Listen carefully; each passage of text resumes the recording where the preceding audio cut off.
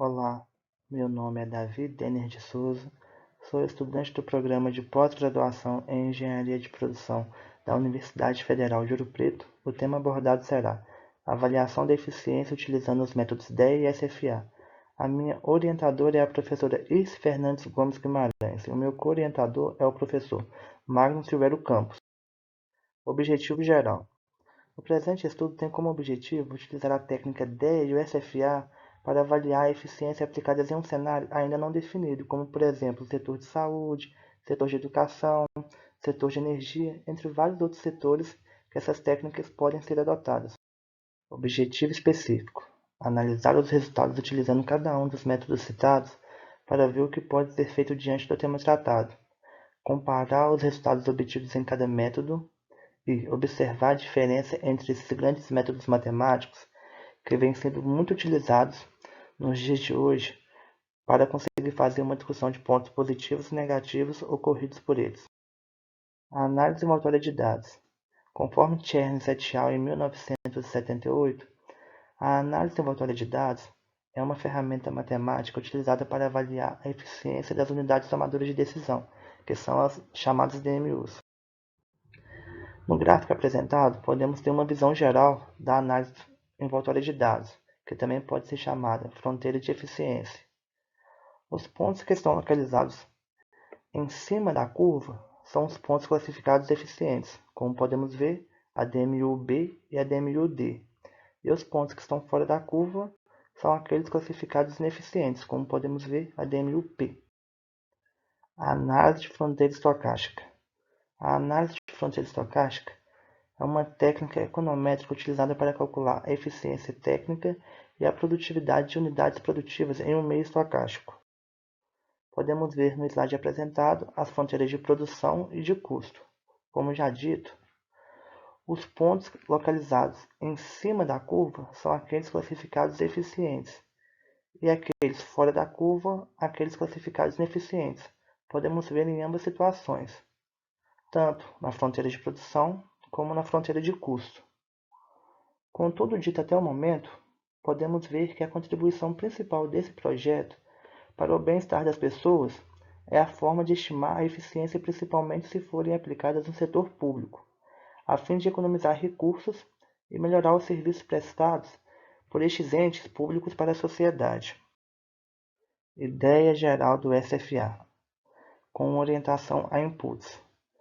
Nesta primeira equação, podemos ver as seguintes variáveis: o custo atual do produtor I, o custo mínimo para se produzir Y e a ineficiência econômica do produtor I, com o I maior ou igual a zero.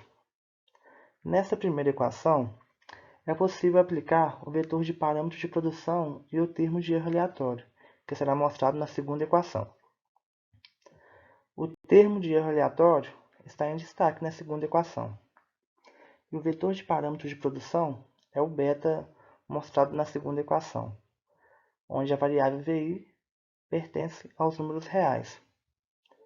Aplicando o logaritmo dos dois lados nesta segunda equação, vamos ter a equação de modelo de custo com fronteira estocástica. Exemplo de especificações probabilísticas.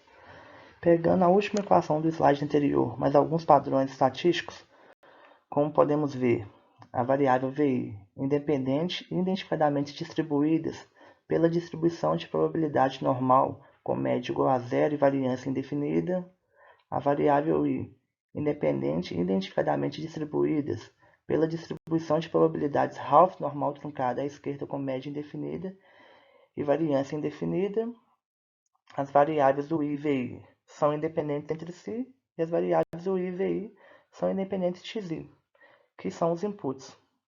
No slide apresentado, apresenta um gráfico da fronteira estocástica de custo, onde em verde estará a fronteira, onde o custo estará dentro do padrão adequado.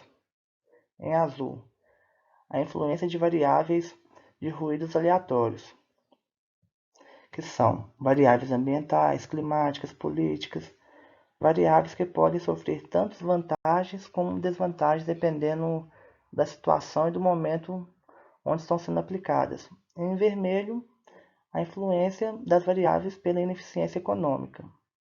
No gráfico apresentado, podemos ver diversos pontos apresentados.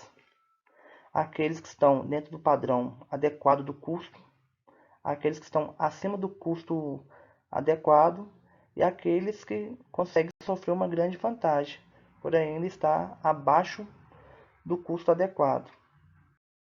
Aqui podemos ver alguns pontos que o custo está acima do padrão adequado, devido à influência do ruído aleatório e da ineficiência econômica.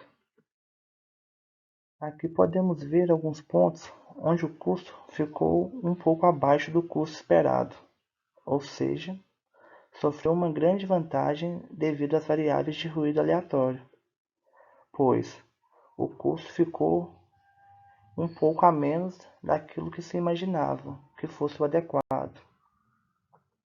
Aqui podemos ver algumas referências que foram utilizadas em todo o projeto tratado, como neste slide, nesse slide aqui também.